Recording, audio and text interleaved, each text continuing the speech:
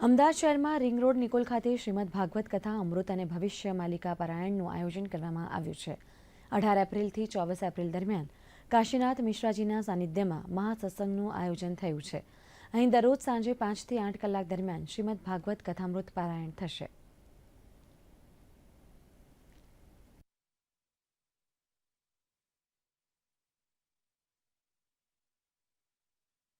हमारा परंपरा है, हम भागवत कथा के माध्यम में लोगों को भागवत पढ़ाते हैं, बच्चों को पढ़ाते हैं। असली सनातन धर्म यही कहता है जो खुद ब्रह्मज्ञानी बने। सुनते हुए समय चल गया, आप खुद पढ़ेंगे और ज्ञानी बनेंगे और सत्ययुग के मानव बनेंगे। इसलिए भागवत के माध्यम में भागवत की प्रचार और भागवत की पठन हम कर रहे हैं सारा भारत में और विश्व में। और इसका कार्य विश्व सनातन धर्म सेवा ट्रस्ट कर रहा है और आनंद से हो रहा है, आप लोग की सहयोग से। और सारा विश्व में भगवान की कृपा है, आगे बढ़ रहा है।